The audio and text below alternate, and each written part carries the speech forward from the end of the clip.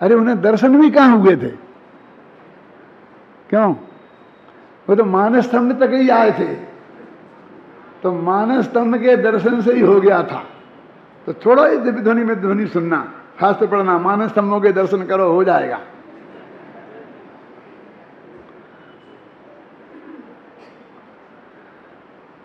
क्यों? इसको बोलते हैं पर्यायगत पात्रता निमित्त की गौणता। आगे समझना ना मैं? अरे वे तो पहले से कहीं उन्होंने उस तत्व ज्ञान को कहीं से सीखा होगा। मैं जानबूझकर ये नहीं कहना चाहता हूं कि कहीं उन्होंने भगवान की दिव्य ध्वनि सुनी होगी, क्योंकि फिर भी वो हम एक जगह बंध जाएंगे। वो किसी ना किसी जो तत्व ज्ञान का सही निरूपण करता हो, सर्वज्ञ से लेकर ज्ञानी धर्मात्मा तक, किसी ना किसी से आगम से पढ़कर इस तत्व ज्ञान का परिचय उनको पहले था होगा। और क्या हुआ कि मानस स्तंभ को देखकर तो जाति स्मरण हुआ। ध्यान से सुनना क्या कहना चाहता हूं। मान सम्मान दर्शन नहीं हुआ, और जाति स्मरण में वो जहां वो देशना आई ख्याल में, और वो जो पूरा तत्व ज्ञान था वो दिमाग, उनके दिमाग में जो त्रिकाली ध्रुव भगवान आत्मा जो जो आवश्यक है वो सब स्पष्ट हो गया। तो मानस स्तंभ भी उस जाति स्मरण में निमित्त है, और जाति स्मरण तो निमित्त हो गया ना। कि जाति स्मरण भी नहीं, वो जो देशना वहां सुनी थी, वो जो क्यों, और वो जो तत्व ज्ञान उनके दिमाग में स्पष्ट हो गया था,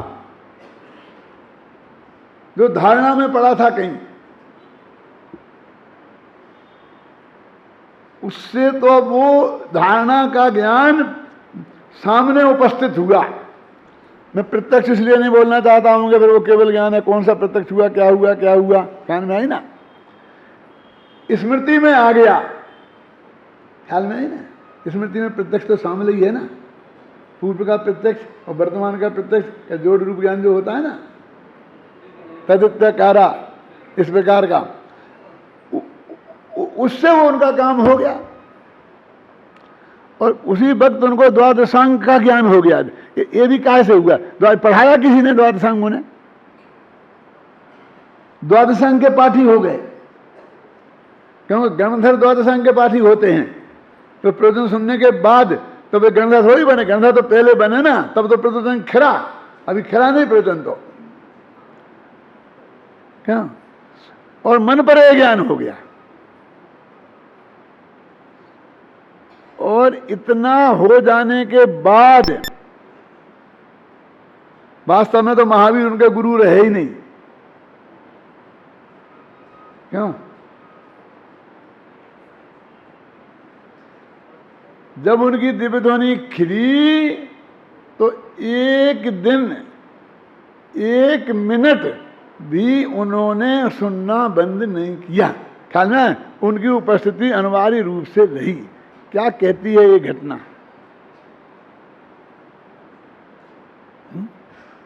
है इसका कुछ निष्कर्ष है? भाई एक बार गुटोरमल जी ने लिखा है कि एक बार तू ये निर्णय कर, शास्त्र के अभ्यास से, गुरुओं के समागम से, ज्ञानियों के समागम से, वो क्या आगम के सेवन से, युक्ति के अवलंबन से, परंपरा गुरु के उपदेश से और आत्मा के अनुभव से एक बार निर्णय कर, विकल्पात्मक ज्ञान में कर कि कहूँगा हो जाएगा, तो नहीं, कैसे नहीं होगा? हो, बिल्कुल गारंटी से हो जाएगा। और नहीं हुआ तो मैं 1000 रुपया दूंगा। क्या ये बनिया और सोच भी क्या सकते हैं कि पंडित तुम्हें 1000 की, हम तो 1 लाख देवे तैयार है। तुम बड़े बनिया हो गए, और क्या है? क्यों? इससे बड़ा बनिया होगा तो 1 करोड़ देवे तैयार हो जाएगा। क्यों भाई? पंडित जी कहते हैं कि नहीं, हो जाएगा, जल्दी हो जाएगा। इसी भव में हो जाएगा, और इसी भव में नहीं होगा तो अगले भव में हो जाएगा। क्यों? उन्होंने कहा संस्कार, संस्कार माने वो धारणा में उपस्थित ज्ञान। ये नहीं कि मुझे ये दुपट्टा ओढ़ने के संस्कार थे, मेरे को ये संस्कार थे, संस्कार डालो संस्कार, ये नहीं संस्कार। क्या क्या राजेंद्र जी समझ में आया ना क्या चीज? वो जो तूने तत्व ज्ञान सुना था वो तेरे उपयोग में आ गया था, लेकिन उस वक्त तू ऐसा गुरु प्रसाद नहीं हो पाया, इसलिए वो अनुभव रूप परिणमन नहीं हो पाया। उनकी बात कर रहा हूं मुझे, जिनका अनुभव रूप परिणमन हो गया, उनकी तो कोई गजब ही बात है, और छूट तो उनका भी जाता है। लेकिन उन उदाहरणों से घबराना नहीं कि मुनि 11वें स्थान से गिर के यहाँ आ जाता है, ऐसे आता है, ऐसे आ जाता है, क्या ना? आप समझे ना? ऐसा ना, यदि धंधा करना है तो दिवालियों की बात नहीं सुनना। क्या? मैं वहाँ गया था बबलू, दाहोद में एक विधान में मैं और बाबू भाई गए थे साथ में प्रवचन करने के लिए। पंचोली ने विधान किया था, तो फिर मैं वहाँ से बम्बई जा रहा था, तो मेरे साथ सुरेंद्र तलाटी था। तो मेरे से बोला कि तुम अपने परमात्मा प्रकाश को मेरे पास भेज दो, तो मैं उसको ये धंधा सिखा दूंगा, ये धंधा सिखा दूंगा, ये धंधा सिखा दूंगा। तो मैंने कहा भाई धंधा मंदा में हमारा कोई रस नहीं है, ये सब हमने रोडपतियों को करोड़पति, करोड़पतियों को रोडपति होता देखा है, और ये घाटा इसमें घाटा है, माथा 24 घंटा रहता है। तो उसने छूटते ही कहा ये वाक्य कि इन दिवालियों की बात नहीं सुनना, जो वो रोडपति से करोड़पति हैं उनकी कहानी ही सुनना क्यों? ये समाज बहुत होशियार है। वो जो करोड़पति से रोडपति होता है, 1 सेकंड इनकी स्मृति में से निकल जाता है कि अब क्या देने वाला है जी। क्यों? छाबड़ा जी तुम्हारी डायरी में उनका नाम कट जाता होगा, क्यों? और जो रोडपति से करोड़पति होती है फटाफट उसका नाम आ जाता है, अगला मुख्य अतिथि वही होगा।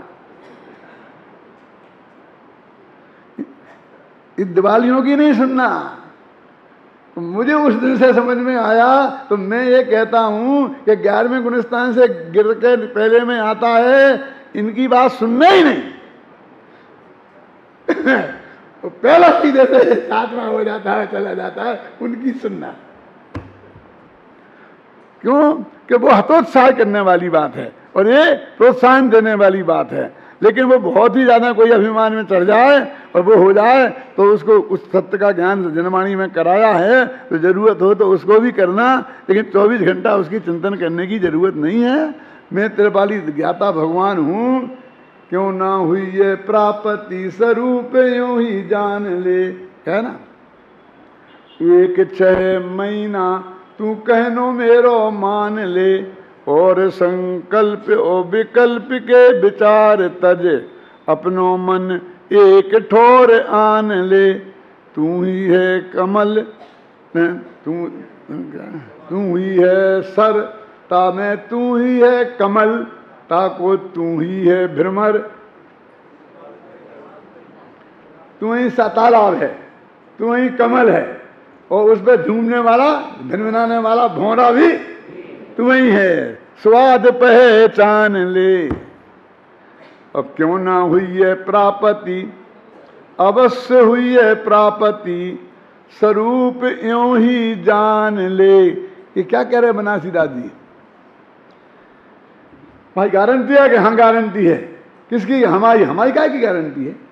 अनंत भगवान की नहीं, वस्तु का स्वरूप ही ऐसा है।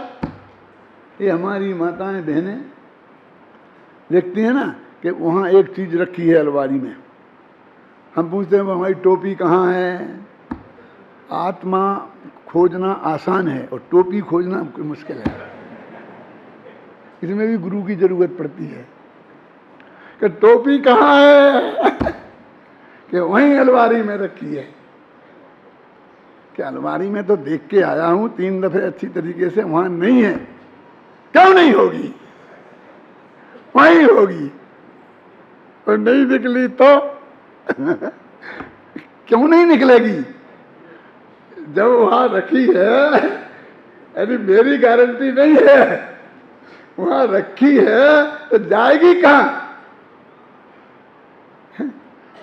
कभी कभी मुझे लगता है कि टोपी की खोज के लिए भी गुरु की जरूरत पड़ती है। भगवान आत्मा तो इतना सूक्ष्म है, उसके लिए खोज की गुरु की जरूरत नहीं पड़ेगी। और फिर होता है 90 दफे तो ऐसा होता है कि टोपी वहीं निकल आती है, तो मुझे नहीं मिलती है, गुरुदेव को मिल जाती है। क्यों? 10 दफे ऐसा भी होता है रजनी भाई, कैसा कि सचमुच वहां टोपी नहीं निकलती है, तो मैं अब तो मानो गलती कि यहां नहीं थी। क्यों मानो? कोई ने उठा ली होगी तो।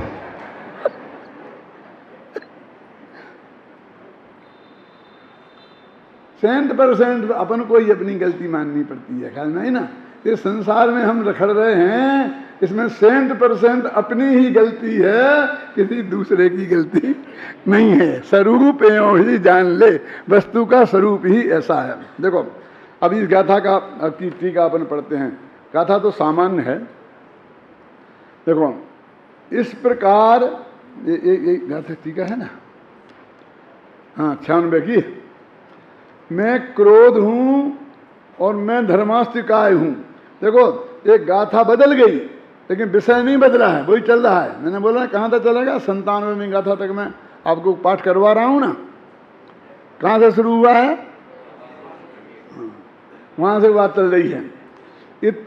मैं क्रोध हूं और मैं धर्मास्तिकाय हूं इत्यादि की भांति जब यह आत्मा परद्रव्यों को अपने रूप और अपने को परद्रव्य रूप करता है, इसलिए यद्यपि यह आत्मा समस्त वस्तुओं के संबंध से रहित अनंत शुद्ध चैतन्य धातुमय है, तथापि अज्ञान के कारण ही माने अज्ञान माने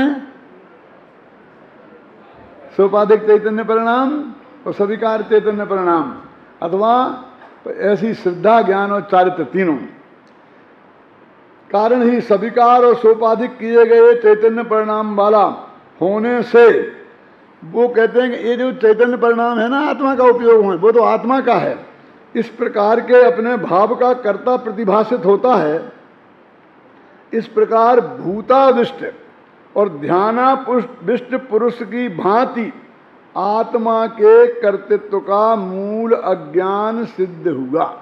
2 उदाहरण दिए, एक भूताविष्ट और एक ध्यानाविष्ट। ये भूताविष्ट और ध्यानाविष्ट क्या है? चर्चा हो रही है। राजेंद्र जी ने कहा था दादा 96वीं गाथा आएगी तो भूताविष्ट समझाएंगे तुम्हें, छुट्टी कर दी थी। थोड़ी चर्चा उत्तम चंद जी ने भी की थी ध्यानाविष्ट भूताविष्ट की। अब आप पूरी चर्चा अपन करते हैं।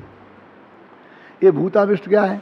ये भूत लग जाते हैं किसी को, ये तो सबको मालूम है। माथे में हम डोलने लगते हैं ना और वो कोने लगते हैं सब ऐसे, ये भूत देने लग जाते हैं तो उनके शरीर में जितनी ताकत नहीं है उससे कई गुनी ताकत उनमें आ जाती है ना? आ जाती है ना? देखिए आपने कि नहीं देखी?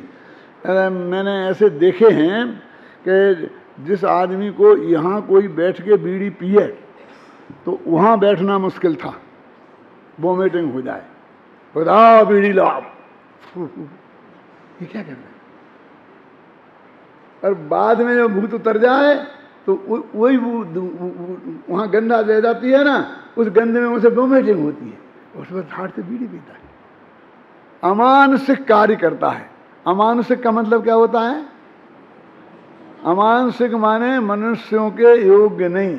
अपन ने तो अमानसिक अत्याचार, यानी मनुष्य जैसे अत्याचार नहीं कर सकता ऐसे अत्याचार। लेकिन अमानसिक माने मनुष्य जैसे काम कर ही नहीं सकता, वो ऐसे काम करना लगता है, भूताविष्ट। और ध्यानाविष्ट बहुत ध्यान रहे। ऐसा है, ऐसा बताया कि एक आदमी ने कहा कि ध्यान करो, कि ऐसा ध्यान किया कि मैं जिस कमरे में बैठा हूँ ना, वो बैठा था कि मैं बहुत बड़ा भैंसा हूँ और मेरे इतने लंबे लंबे सींग हैं कि एक सींग जाके लोकाकाश के इस कोने में जाके टिक गया और दूसरा सींग लोकाकाश के उस कोने में टिक गया। इतना बड़ा भैंसा हूँ।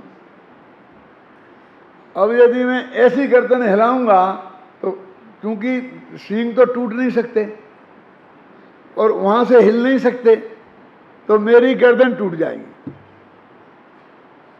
इसलिए फिर बिल्कुल वो गर्दन नहीं हिलाता। ऐसे पुरुष का उदाहरण उन्होंने लिया। कहां से लाए होंगे आचार्य देव?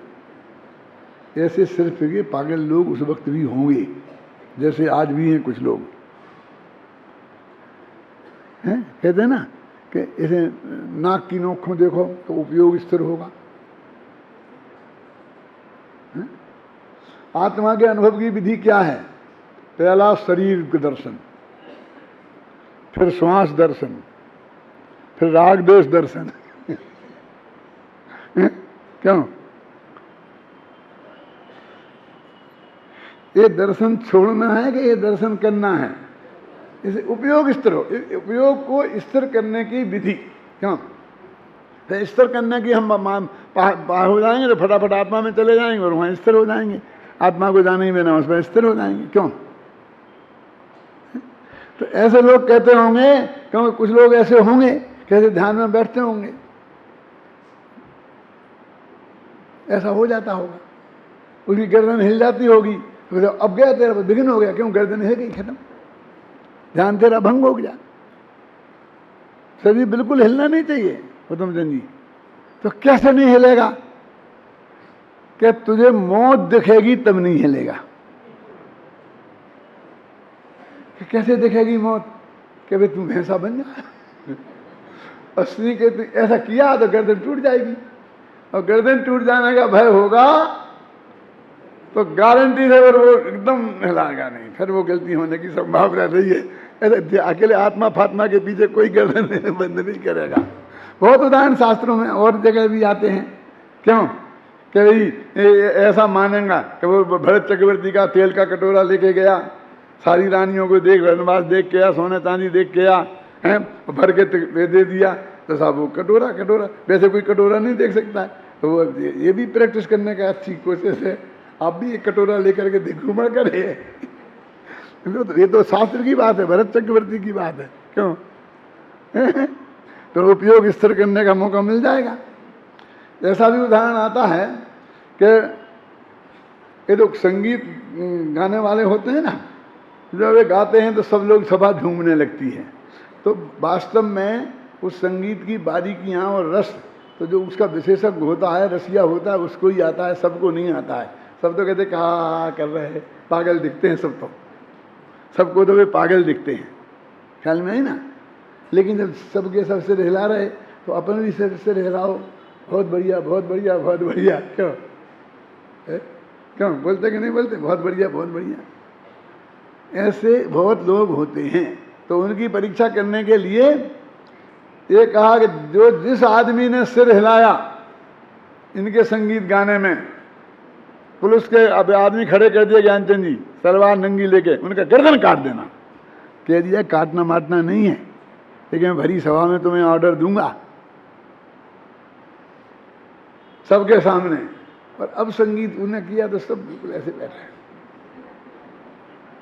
लेकिन जो असली रसिया थे वे भूल गए और एकदम झूमने लग गए। क्यों? ऐसा है ना, वो गर्दन के दम पे भी नहीं रुके तो क्या देखो ये असली रसिया है शांत। तो ऐसे ऐसे बहुत प्रयोग हैं मेरे कहने का मतलब। शास्त्रों में भी आते हैं और कई जगह आते हैं उदाहरण उनके रूप में। लोक में ऐसे बहुत से आते हैं कि ये सारी क्रियाएं करने के लिए, उसकी ट्रेनिंग देने के लिए कलकत्ता में समाधि मान कराते हैं लोग महीनों पहले से।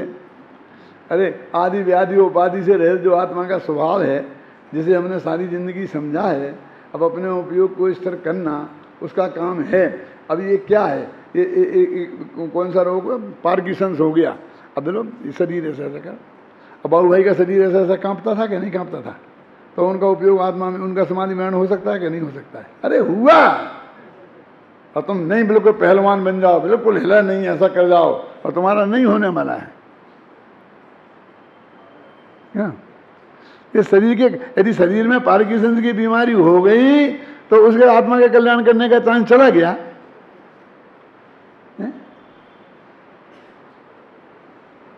अब ऐसा तो नहीं है ना।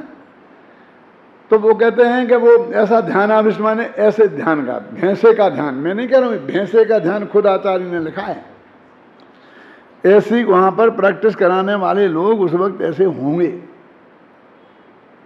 हर काल में हर तरह के लोग रहे हैं, ऐसा नहीं, हर तरह की जो प्रवृत्तियां 365 मत की शास्त्र में आई हैं ना, उस तरह की प्रवृत्ति वाले लोग कहीं ना कहीं हर जगह विद्यमान रहे हैं। तो अब मैं इस पर थोड़ी सी चर्चा ये करना चाहता हूँ कि भूताविष्ट का उदाहरण काय के लिए दिया और ध्यानाविष्ट का काय के लिए। दो है ना, स्वीकार चैतन्य परिणाम और सोपाधि चैतन्य परिणाम। उत्तम चंद जी, वो जो स्वीकार चैतन्य परिणाम है उसके लिए भूताविष्ट का उदाहरण दिया दादा, और जो वो सोपाधिक चैतन्य परिणाम है उसके लिए ध्यानाविष्ट का दिया। क्यों दिया? देखो, उस जीव को भूत लग गया, ये सच्ची बात है। घबरा नहीं, मैं क्या कहता हूं कि पंडित जी आप भूतों को मानते हैं? मैं परंपरा गया था तो एक आदमी पंच कल्याणक था, आप भी आ गए हैं पंच कल्याणक में। मैं और गोदका जी गए थे, गोदका जी 15,000 रुपया भी दे आए थे जब हुआ था समाज का तरफ से। तो बोले आप भी यहाँ आ गए? नहीं, क्यों?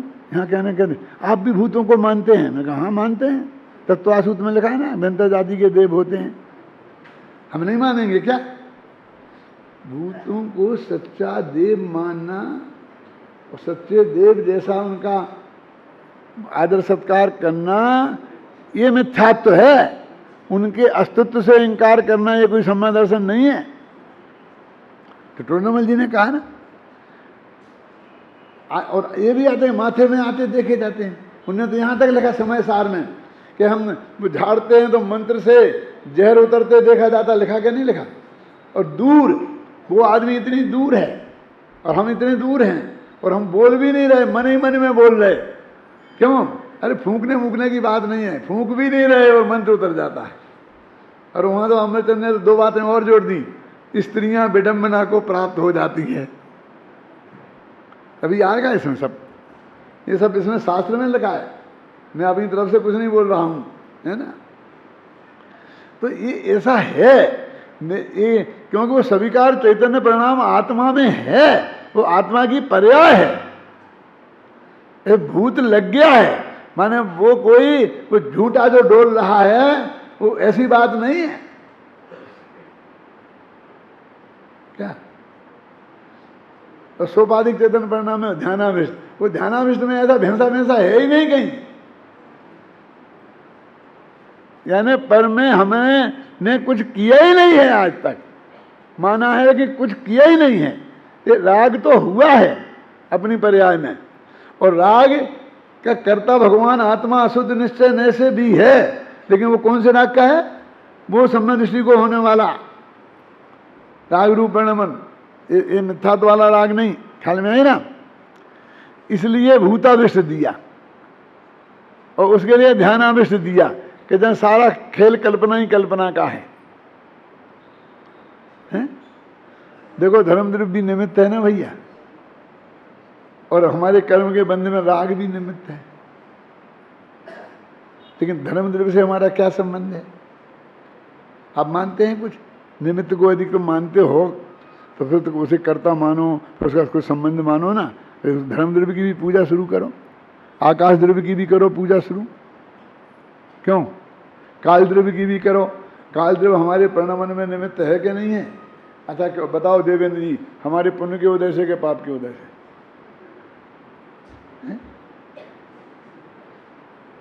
क्यों? धर्मद्रव्य को छुट्टी करो, अभी हम चक्कर में पड़ जाएंगे। आकाश द्रव्य की बात करो और काल द्रव्य की बात करो। क्यों छुट्टी? क्योंकि सिद्ध भगवान पहुंच जाएंगे सिद्ध सला में, फिर वे चलेंगे नहीं, तो कहेंगे अब धर्मद्रव्य का काम नहीं रहा। लेकिन आकाश तो रहेगा, रहेंगे तो वे, उनके कौन सा कर्म का उदय है जिसकी वजह से वे आकाश उनके रहने में निमित्त रहेगा? नहीं निमित्त के नहीं।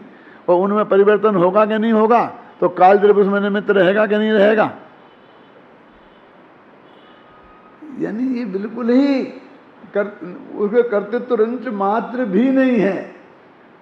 और ये उनकी बात कहने लगे तुम, और उसके लिए फिर इष्टोपदेश में कह दिया कि सभी निमित्त धर्मास्तिकाय के समान ही उदासीन हैं। गते धर्मास्तिकाय बत, लिखा क्या नहीं लिखा? सभी निमित्त कार्य के होने में धर्मास्तिकाय के समान ही हैं। ये हमने कर्म कमाए थे, उन्हीं कर्मों का उदय आया है, हमारा कैसे नहीं है? तुमने धर्मास्तिकाय तो नहीं कमाया था, तेरे कोई पुण्य पाप के उदय से तो नहीं था। आकाश में रहने को तेरे को जगह दी है आकाश ने, क्यों है? बोलो। राजवार्तिक में लिखा है कि तुम कहाँ ठहरे हो? तो लगा स्वात्मनि अवतिष्ठ मानित्वात्, मैं अपने आत्मा में ठहरा हूं।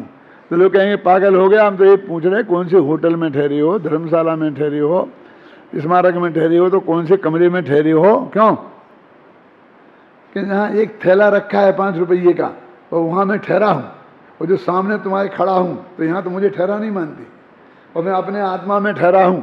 क्यों है? निमित्त के बिना ठहरना कैसे होगा, रहना कैसे होगा? तो बोलो अलोकाकाश काय में रहता है? कि स्वात्मा में अपने में रहता है। तो अलोकाकाश अपने में रहता है तो बाकी के द्रव्य अपने में क्यों नहीं रह सकते हैं? इसलिए कहते हैं दोनों ही परिणामों का उदाहरण क्या दिया? भूताविष्ट। भूताविष्ट का क्यों दिया? कि वो है कुछ, ऐसा नहीं कुछ हुआ नहीं है। भूत माथे में आया है, अब भूतों की पूजा करना चाहिए उतारने के लिए कि नहीं करना चाहिए, वो अन्य सब्जेक्ट है, समझ गए ना? लेकिन ये फैक्ट है। लेकिन वो धर्म द्रव्य में हूं, ये तो बिल्कुल ही फैक्ट नहीं है। इसमें ना मेरे कर्म के उदय से मुझे मिला है, ना कोई कर्म का उदय निमित्त है, ख्याल में आई ना? इसलिए उसको ध्यानाविष्ट का उदाहरण दिया। विशेष चर्चा करते हैं।